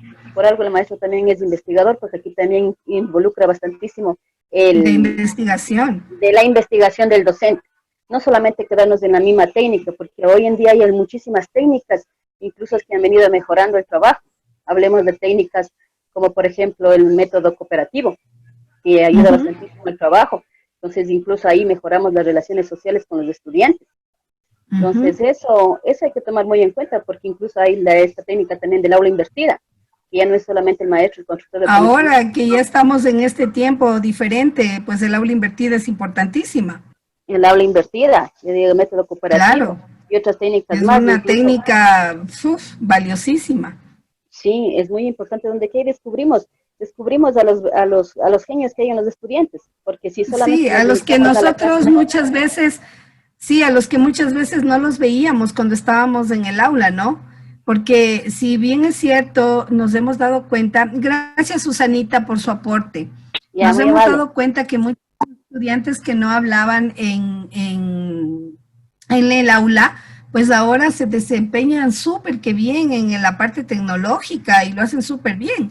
Y hemos podido descubrir grandes talentos de nuestros estudiantes también, que hacen cosas increíbles. Entonces, realmente también, de alguna manera, se está motivando mucho su creatividad y su forma de trabajar y de esforzarse también, porque ahora todo es tecnológico. Eso sería mi Pati. Buenas tardes. Bueno, es un gusto para mí poder ser partícipe de las diferentes sesiones que hemos estado teniendo durante estas 2 semanas, muy enriquecedoras en verdad. Bueno, yo lo que quería era de alguna forma compartir mi experiencia. En este tiempo, pues, tuve la oportunidad de ser tutora guía para los estudiantes de tercero de bachillerato en el proyecto final que tenían que hacer de grado. Y es verdad, escuchando el comentario de las compañeras que me antecedieron en sus intervenciones, en realidad se notó mucho esta falencia en los estudiantes en cuanto a la parte de cómo plantear un tema, cómo empezar a redactar y tener, bueno, yo soy docente de lengua y literatura y bueno, tener que ir desde lo básico, ¿no? Cómo tenían que estructurar una oración partiendo desde sujeto, verbo, complemento y ir uniendo con anexos, los nexos, mejor dicho, los nexos o conjunciones e ir formando de esa forma oraciones ya compuestas y hasta lograr tener un párrafo. Entonces sí fue una situación muy tensionante porque yo decía, bueno, ¿será que en realidad durante las 4 semanas que nos han dado para que los estudiantes realicen este trabajo, será que sí se va a lograr? Porque al inicio fue una odisea, la verdad, con los chicos, ¿no? Entonces, y lo que yo comentaba con el área de lengua es que debemos, como docentes, en la parte a nivel de secundaria, trabajar mucho lo que es esta parte de lo que es la investigación y también muchísimo lo que es la redacción en todas las áreas, porque realmente esta situación de la emergencia sanitaria nos ha dado la oportunidad para, bueno, en mi caso lo digo en mi experiencia, para darme la oportunidad de reconocer en qué es lo que se ha estado fallando y qué es lo que realmente hace falta reforzar, ¿no? Entonces esto lo comentábamos con mis compañeros y por ejemplo, trabajar mucho lo que es la lectura.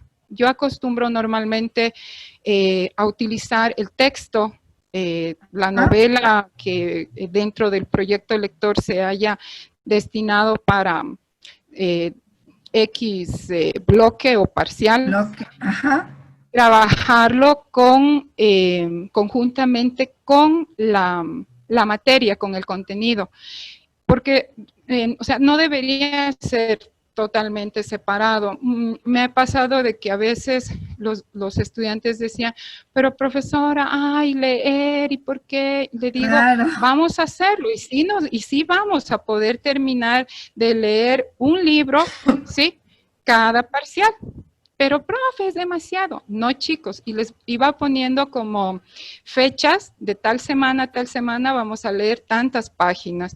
Y no es que ustedes lo van a hacer solos en la casa, lo van a hacer conmigo, aquí en el aula. Vamos a dedicarnos a leer 10 minutos diarios. Yo sé que la hora clase tiene 40 minutos, pero nos vamos a dedicar a leer 10 minutitos. Y van a ver... Y después eran fascinados los chicos, y de ahí mismo salía, por ejemplo, si se estaba trabajando palabras homófonas, por ejemplo, las parónimas, de ahí mismo íbamos sacando de la misma lectura. La misma ¿sí? lectura. Exacto, y trabajando incluso palabras nuevas, y formando oraciones con esas palabras, y luego que ellos vayan haciendo pequeños párrafos, ¿sí? Entonces, yo digo que también depende mucho de la creatividad y la pasión que cada profesor le pone en sus clases. No sé, será porque... a mí me gusta hacer mi trabajo, y realmente siempre estoy viendo la forma de cómo, de nuestro trabajo. Sí, de cómo buscar nuevas formas de cómo llegar a los chicos y que esto sea divertido y entretenido para ellos. Incluso yo tenía un estudiante, me acuerdo, en primero de bachillerato, muy tímido para hablar. Y algún momento nos tocó hacer una presentación en el patio, en la feria de la lectura. Y como me acuerdo que a este joven lo puse para que él declamara porque le gustaba. Pero él, no, profe, es que yo no voy a poder, y al frente de todo el colegio le digo, sí, tú vas a poder, yo voy a estar allí para ayudarte. Entonces, yo digo, también inyectarles a nuestros estudiantes esa parte, darles nosotros esa confianza, y con decirle que al final, este joven, ahora ya este año pasa tercero de bachillerato, verlo tan elocuente, con esa seguridad, perdió el miedo totalmente. Entonces yo digo, tan importante es nosotros como docentes tener esa creatividad, inyectarles ese entusiasmo, esa motivación a nuestros chicos, y también ver, así sea pocos recursos que tengamos, pero cómo los podemos realmente, a esos recursos, así sean pocos o de pronto parezcan hasta insignificantes, hacerlos potencializarlos. Eso es lo que yo quería compartir, y que en realidad sí es muy importante trabajar esta parte de la investigación con nuestros chicos. Claro que sí, la investigación es súper importante. Es una falencia muy, muy grande la que yo pude notar en este tiempo cuando los jóvenes estaban haciendo su proyecto de grado. Incluso mi sobrina, ella vino, me acuerdo, aquí a casa para que yo le ayudara, la guiara, y me dice, tía, yo no sé cómo voy a empezar, es que se me hace difícil empezar a redactar. Le digo, yo ya te di los puntos y tú sí puedes, o sea, tienes que ver el tema que has planteado y en base a eso ir sacando tus ideas. Y dice, pero profe, si esto nos enseñaran a hacer desde todo el tiempo que estábamos en el colegio, fuera más fácil. Le digo, ¿y qué hacían ustedes? Dice, solamente llenar cuestionarios, verdadero o falso, o ABC, y como decía una de las compañeras, realmente estamos haciendo a nuestros estudiantes muy mecánicos, muy robots, ¿sí? Y no les estamos dando la oportunidad a que ellos creen en realidad, utilicen la parte de lo que es la inferenciar, interpretar, que es tan importante cuando escogemos un texto o así sea una frase. Bueno, ¿usted qué puede interpretar de esta frase? Darles la oportunidad que así sea que si se equivocan, pues ellos se expresen y se sientan seguros de expresar sus opiniones. Eso. Así es, muchísimas gracias, Alexandra. Compartir mi experiencia. No se preocupe, muchas gracias. Siempre también súper lindo porque tenemos este espacio que es también para de alguna manera aprender a través de las experiencias, ¿no? nos cuentan sus experiencias y todo. Y qué mejor técnica, yo digo, y qué mejor instrumento de evaluación que la técnica de darles a nuestros estudiantes confianza y autoseguridad para que ellos puedan trabajar de mejor manera. Y en cuanto a hablar a lo de investigación, realmente sí se debería dar investigación en las aulas, en el colegio, porque los estudiantes aprenden un montón de técnicas y saben cómo manejar después esas técnicas y qué hacer. Pero si ellos no reciben investigación y no reconocen las técnicas, solamente están a espera de lo que como maestro le voy a enseñar. Sin embargo, sí vemos muchos maestros que somos apasionados con nuestro trabajo y lo hacemos y les tratamos de mostrar, ¿no? Muchas cosas, y enseñarles también. Pero sí, la investigación debería ser una materia que se deba adecuar realmente al currículo de nuestros estudiantes para que ellos también aprendan las técnicas, para que ellos sepan también los instrumentos que pueden utilizar. Y esto definitivamente les ayudaría un montón cuando tienen que graduarse, porque ya sabrían qué tienen que hacer, qué tipo de instrumento van a utilizar, cómo escoger el problema que van a ejecutar para su trabajo de grado. Entonces, ni siquiera saben cómo es el trabajo. Entonces, sí es un poquito complejo. Aló, muy buenas tardes, ¿sí me escuchan? Buenas tardes, Gladysita. Buenas ¿Cómo estás? tardes, Buenas tardes, bienvenida. señorita María, buenas tardes, señorita Patti, compañeros y compañeras. Bien, quisiera compartir algo sobre la situación que se está hablando, sobre la lectura, todo eso ya. He tenido yo la oportunidad de ser docente, inicié en lo que es la escuela, ¿no? Trabajé 26 años en lo que es primaria, en donde mi trabajo, especialmente yo he trabajado en un establecimiento fiscomisional, en donde para esto de la lectura, inclusive a los estudiantes se les mandaba a traer unos pequeños párrafos de lectura diario, de deber. Y decíamos, el siguiente día, 2 estudiantes van a pasar primeritos voluntarios. ¿Quién quiere pasar? Vaya a leer la frase que usted trajo, lo que a usted le guste. Entonces ellos traían pegada en el cuadernito y lo importante sí es estimularles con la nota. Porque escuchan nota, ellos hacen todo lo que se les dice. Pero si no hay nota, se desmotivan totalmente. Entonces, nosotros hacíamos, o sea, personalmente, ¿no? Hacía yo ese trabajo con los estudiantes, inculcarles así, y luego de la lectura, ver qué entendió lo que leyó, ¿sí? Tratando de que aprendan a razonar. Y de igual manera, como era un establecimiento fiscomisional, para que pierdan el miedo, ya leían dentro del aula. Ahora, para que pierdan el miedo ante todos, hacíamos nosotros, como teníamos misa todos los viernes, hacíamos de que pasen la lectura, pasen a leer la hoja del día domingo de la misa desde 5º año. Los estudiantes pasaban 5º, 6º y 7º. ¿Con qué objetivo? Para que pierdan el temor, pierdan el miedo de expresarse al público. Y lo que siempre he trabajado yo es, como decían acá, las técnicas de estudio es con los organizadores gráficos. Entonces los estudiantes leen su parte que tienen que hacer, sacan las ideas principales, hacen el papelógrafo y van a la plenaria. Y hay estudiantes que sí hay que sacarse el sombrero. Lo hacen bien hechito, que no necesita que el maestro vaya a ampliar, pero sí hay estudiantes que sí necesitan. Luego que ellos exponen, toca al maestro tomar la batuta y también hacer un resumen, ¿no? Una aclaración, una mejor explicación. Hay estudiantes que solo ponen su palabra frase, la palabra clave, y ponen gráficos. Hay otros estudiantes que ponen los gráficos, y en base al gráfico ellos se despapayan frente a los demás compañeros. Sí es importante, como decía la compañera Alexandra, creo que fue así, Alexandra, en que todo parece que también depende de la iniciativa del docente. Lo que yo hoy actualmente estoy trabajando en el colegio ya 6 años, voy para 7. Lo que veo yo la diferencia del docente, que el docente de la primaria sí es de sacarle el sombrero, sí se esfuerza, sí. Pero el docente de la secundaria, ya dijo alguna persona por ahí, que solamente dan su clase, pero todo depende del profesor. Digo yo esto porque yo vengo de la escuela, inclusive en el trato a los estudiantes. Los de la escuela tenemos esa forma de tratarles, mis hijos, queridos, a ver mis amores, o sea, esos términos que les damos ese trato, ¿no?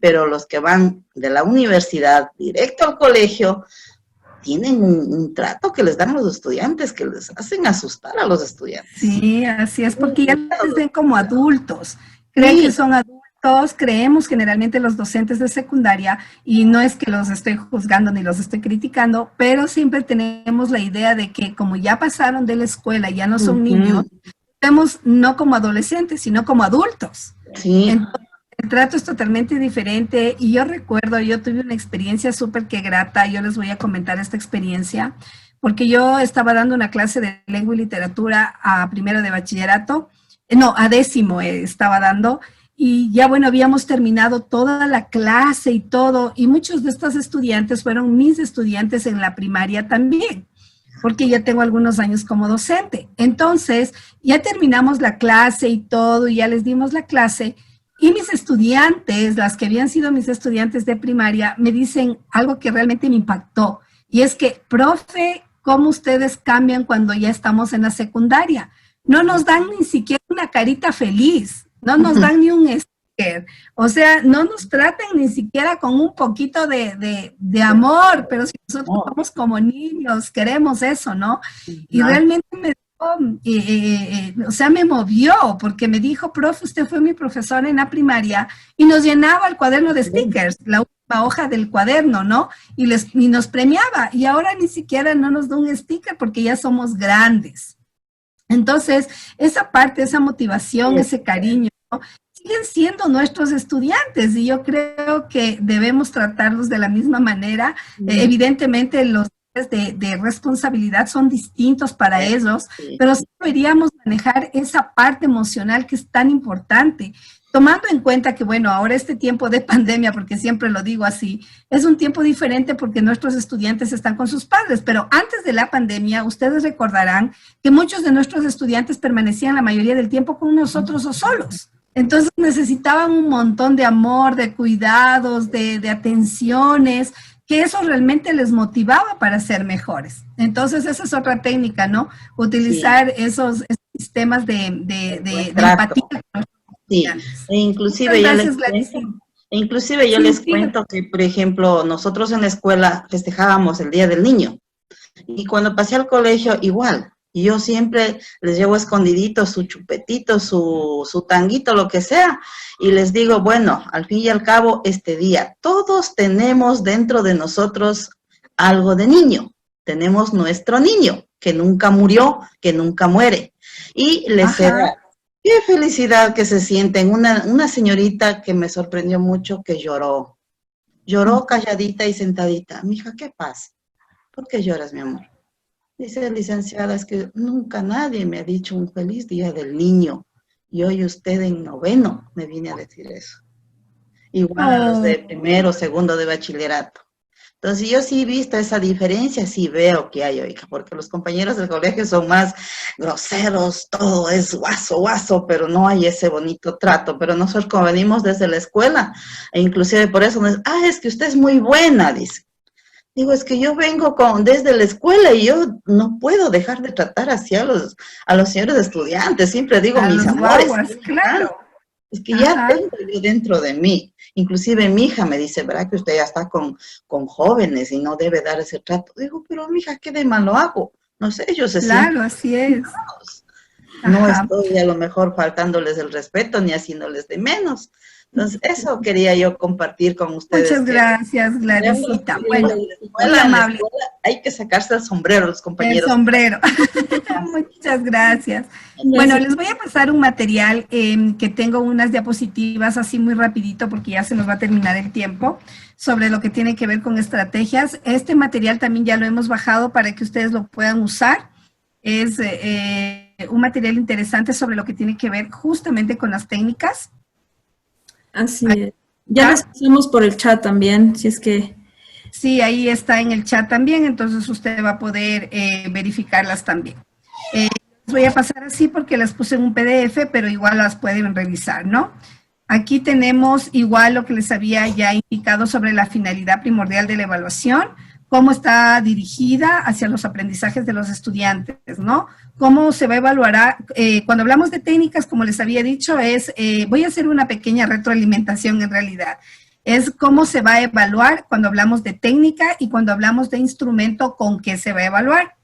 Tenemos aquí las técnicas de evaluación, les había dicho informales o no formales, semiformales y formales. Habíamos hablado de las informales, que son de una duración bastante breve, suelen confundirse con acciones didácticas o con estrategias que nosotros usamos. No se presentan como actos evaluativos, sino más bien dicho se realizan a lo largo de la clase durante todo el tiempo, con observaciones espontáneas, conversaciones, diálogos, preguntas de exposición. La observación de actividades, que habla del alumno, expresiones paralingüísticas, que son las que siempre utilizamos cuando estamos averiguando o queremos conocer algunos temas. Tenemos la exploración a través de preguntas, que son las pertinentes, significativas y acordes a la intención educativa, a lo que nosotros queremos saber sobre el tema. Tenemos nuestras técnicas semi-informales, también aquí. Son las de mayor tiempo de preparación, son de mayor tiempo de valoración también, exigen respuestas más duraderas y pueden generar calificaciones. La semi-informal sí nos da calificaciones, ¿no? Sí es cuantitativa. Aquí tenemos ejercicios y prácticas realizados en clases, que lo habíamos visto en las otras diapositivas. ¿Para qué? Para que podamos corregir algunos errores antes consignados. Tenemos las tareas para realizar fuera de clase, que es una información obtenida a través de lo que nosotros enseñamos en el contexto de enseñanza. Y, por supuesto, las técnicas formales, que sí son planeadas y son elaboradas más sofisticadamente. Su aplicación demanda mayor cuidado, tiene reglas, tiene normas, y además están determinadas sobre forma de conducirse con los alumnos y se aplican de forma periódica o al finalizar un ciclo, ¿no? Ahí tenemos, por ejemplo, los exámenes, tenemos las pruebas, todo lo que nosotros les vamos evaluando a nuestros estudiantes para medir. Entonces, esto se da generalmente de forma periódica o finalización de un ciclo. Aquí les he puesto pruebas o exámenes tipo test. Tenemos las pruebas de ejecución y lista de cotejo de escala. Cuando hablamos de lista de cotejo y escala, hablamos de observación sistemática, ¿no? Les había dicho de una observación constante. Bueno, esto ya habíamos hablado de los instrumentos de evaluación. Es un soporte físico. Es lo que nosotros empleamos para recoger la información de los aprendizajes de nuestros estudiantes. Estos instrumentos deben evaluar los aprendizajes significativos de nuestros estudiantes. Además, la obtención de la información que nosotros recibimos y que nosotros vamos a coger tiene que ser de una manera, de manera certera, todos estos resultados, y también tenemos que utilizar todos estos instrumentos de una manera inteligente y reflexiva, porque no podemos calificar a nuestros estudiantes por su actuar, no, tenemos que medir conocimientos. Aquí les había mostrado algunas técnicas, las voy a pasar porque estas ya las habíamos hablado. Tenemos también las de situacionales, orales y de evaluación, las de observación sistemática, que ya era la que les había comentado. Tenemos ejercicios prácticos, el instrumento sería el mapa conceptual, mapa mental, red semántica, análisis de casos, proyectos, diarios, portafolios, que aquí tenemos como un instrumento el portafolio, porque también lo podemos utilizar como un ejercicio práctico de trabajo, ¿no? Tenemos acá las pruebas escritas, que son las que ya todos conocemos porque todas las hemos trabajado. Pruebas objetivas, de respuestas alternativas, de correspondencia, selección múltiple, ordenamiento, emparejamiento, son pruebas escritas que nosotros hemos trabajado. Aquí les he puesto igual un pequeño resumen sobre la observación, más bien dicho, el autor de estas diapositivas. Está el listo de cotejos, escala de estimación, viene en categorías numéricas y descriptivas, explicándole cada una. Esto es un material que a usted le va a servir muchísimo, ¿no? Aquí tenemos una escala de estimación. ¿Cómo trabajamos en una escala de estimación? Pueden ser de tipo de frecuencia o de caracterización.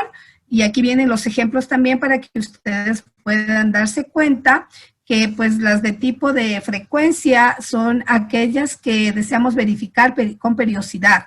Y tenemos las de caracterización que pretenden recibir a los estudiantes y revisar su conducta. Tenemos escala de estimación descriptiva. Tenemos aquí escala de estimación numérica. Tenemos las pruebas. Entonces, aquí usted puede encontrar, este material está súper completo para que usted pueda trabajar y pueda también utilizarlo dentro de su área docente. Ahí hay algunos ejemplos también que le van a servir. También habíamos enviado, yo les mandé una guía con las técnicas y instrumentos de evaluación que le van a servir y que usted puede utilizar también. Ahora nosotros también podemos hacer nuestros propios instrumentos de evaluación. Es lo que generalmente hacemos, ¿no?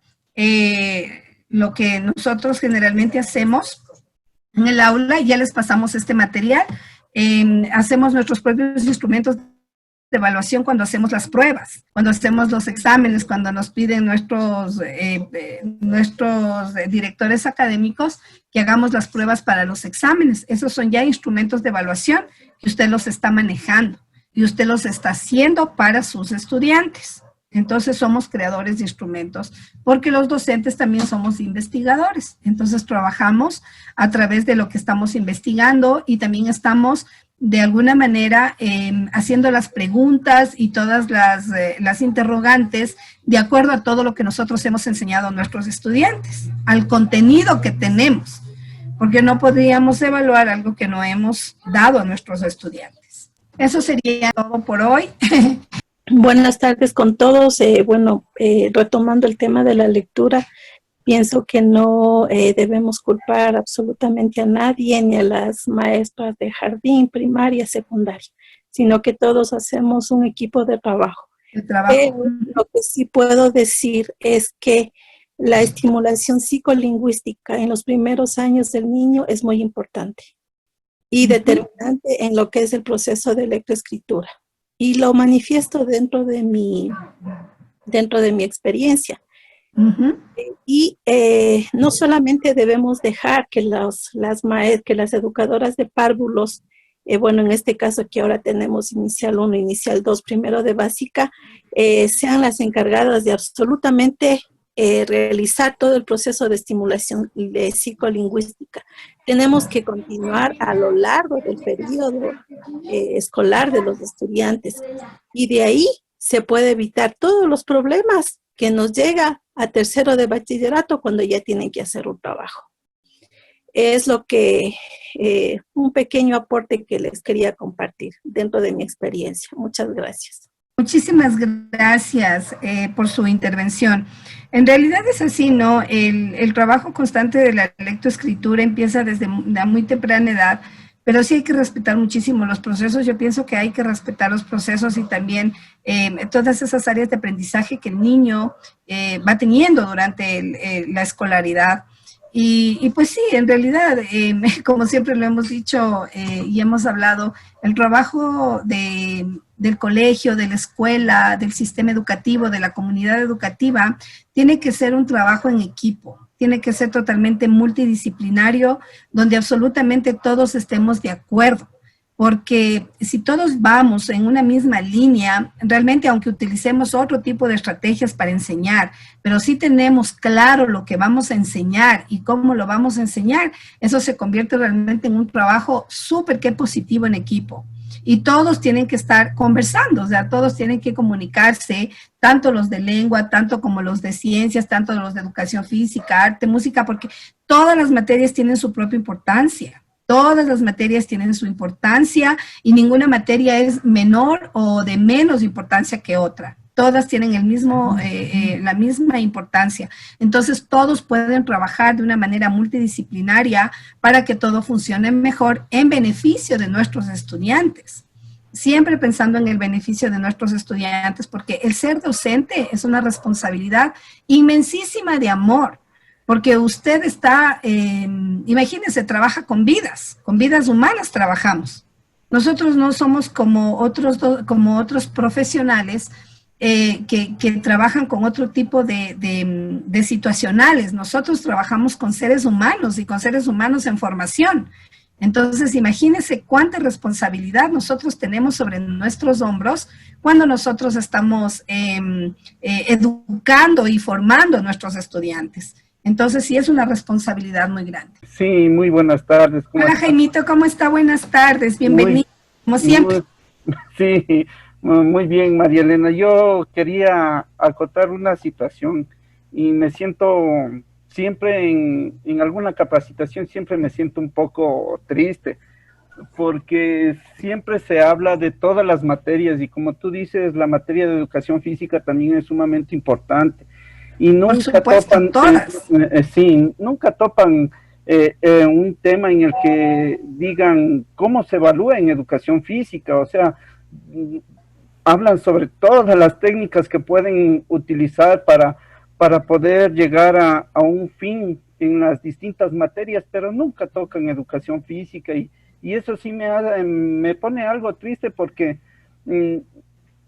sinceramente hacen dinámicas, hacen cosas para motivar a los chicos, pero en cambio en la materia de educación física muy poco se conoce la labor del profesor, de cómo evalúa él su materia. Nosotros podemos evaluar por medio de la observación, sí, pero Por es supuesto. muy, ¿cómo lo podría decir? Muy subjetivo, porque al momento de nosotros también preparamos, en nuestra materia, también preparamos los temas a los que les vamos a evaluar en cada parcial a los chicos, cuando les vamos a evaluar en los exámenes.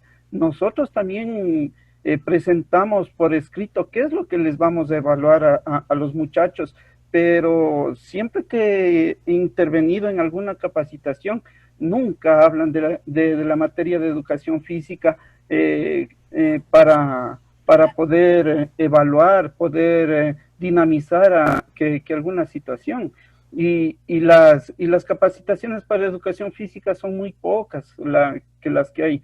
Más hay capacitaciones en las distintas materias, que los profesores van una y otra vez a capacitaciones de sus materias, pero de educación física hay muy pocas. Y cuando hay las capacitaciones en educación física, a veces es un poco difícil el poder asistir a esas capacitaciones. ¿Por qué razón? Porque en el momento en que nosotros asistimos a alguna capacitación, el resto de profesores se vuelven locos, no saben qué hacer. Pero cuando algún profesor de otra materia, con mucho respeto, yo digo esta situación, algún profesor de otra materia que se va, ¿a quién le cargan a los estudiantes? Al profesor de educación física, ¿sí? Entonces, eso yo no creo justo, no creo justo que cuando algún profesor de otra materia tiene que irse, no tienen con quién dejar, al que le clavan es al profesor de educación física, él se tiene que hacer cargo de los estudiantes. Pero en cambio, cuando un profesor de educación física se quiere ir a una capacitación, los profesores de las otras materias no quieren saber nada, ellos no quieren hacerse cargo de los grados. Y eso a mí sí me pone terriblemente triste porque hay una desigualdad tremenda, tanto en la primaria como en la secundaria. Yo que ya tengo mis años de experiencia, yo he pasado desde la primaria hasta la secundaria y siempre ha sido esta situación. Las capacitaciones para educación física son muy pocas las que hay. Y muy pocas, así es. Y cuando tenemos la oportunidad de irnos a una capacitación, no nos podemos ir porque los profesores de las otras materias o los profesores de grado no quieren saber nada de estar con los chicos porque el profesor se vaya, pero se va algún profesor de alguna materia o se va un profesor de grado en una capacitación, a quien le clavan los chicos, al profesor de educación. Ajá, así es. Eso a mí me pone sumamente triste, porque no hay esa sincronía con los otros profesores. O sea, como quien dice que los profesores de las otras materias o los profesores de grado, ellos son los únicos que tienen derecho a capacitarse. Pero cuando el profesor de educación física tiene alguna situación para poderse capacitar en algo y poder llegar a sus chicos por medio de esa capacitación, nadie quiere colaborar, nadie. Bueno, a mí sí me pone bastante triste cuando se asiste a alguna capacitación. no hablan de educación física, pueden hablar de sin número de cosas, pero menos de educación física. Sí, Jaimito. No se sabe cómo el profesor puede llegar a calificar su clase. Y nosotros en el colegio calificamos por medio de una rúbrica. Y así es, nosotros trabajamos a través de las rúbricas. Esa es la constancia de nuestro trabajo, de nuestro empeño que ponemos con los muchachos. Así es, Jaimito, muchísimas gracias por su intervención. Para decir esta situación, porque sí es bastante triste, y yo creo que el resto de compañeros creo que han de estar viendo de que no estoy faltando a la verdad. A la verdad. Así es. ¿Sí? Entonces, sí me gustaría que Dylan en algún momento hagan una capacitación para educación física, en el ámbito de educación física. Porque con mucho gusto, Jaimito, vamos a tomar en cuenta eso. Se inmiscuyen solamente en lo que es en las materias dentro del aula, y la clase fuera del aula es sumamente importante también. Ajá, así es, Jaimito, muchas gracias. Y nosotros los profesores de educación física somos los observados por todo mundo, porque estamos fuera del aula, mientras que los profesores que están dentro del aula así. No. Ajá, así es. Bueno, Jaimito, muchísimas gracias por su intervención. Le agradezco bastante. Muchas gracias, Jaimito, por su intervención.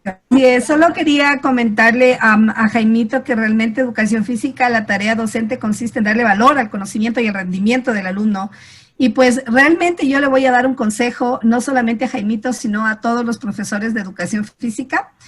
Con todo el cariño del mundo, por supuesto, les voy a decir que cada docente tiene la responsabilidad de darle la importancia a su materia frente a los demás. Es el profesor mismo el que le da la importancia a su materia. Porque si usted no le da el valor y la importancia a educación física como educación física, nadie le va a respetar ni nadie le va a valorar. Y realmente eso es súper importante. Uno le da la importancia a la materia. Yo le entiendo a Jaimito totalmente porque he sido también profesora de educación física y sí ha sido un poco complicado, pero a lo largo del tiempo yo he aprendido que el darle la importancia a educación física como matemáticas o lenguas sociales, eso me ha hecho ganar muchos puntos de la institución, porque mi materia es tan importante como las otras. Y no importa los demás me digan, ¿no? Porque esa es mi materia y me ha costado mucho educarme y capacitarme y estudiar para ser profesora de educación física, que soy una docente también. Entonces, no es que porque soy docente de educación física he aprendido menos que un docente de otras áreas. Entonces, sí, hay que darle la misma importancia a cada uno. Y vamos a tomar en cuenta, Jaimito, esto de las capacitaciones en educación física, que sí sería bueno también darles una capacitación. Lo vamos a hablar con Patti y lo vamos a planificar bien chévere para los profes de educación física. Sí, eso sería mi Patti, y agradecerles a todos por este día. Muchísimas gracias por acompañarnos hasta el final y quedo realmente agradecida con mañana les esperamos a las 4 de la tarde y pues bueno, hasta mañana con todos. Vamos a darles un mini segundito para decirnos hasta mañana y pues que tengan una linda tarde. Hasta mañana con todos. Les esperamos mañana en evaluación del plan Aprendamos Juntos en Casa. Hasta mañana. Hasta mañana. Gracias. Con todos. Muy amable. Gracias. Hasta mañana. Hasta mañana. Gracias. Gracias. Mañana, con bendiciones. Mañana, gracias. Gracias.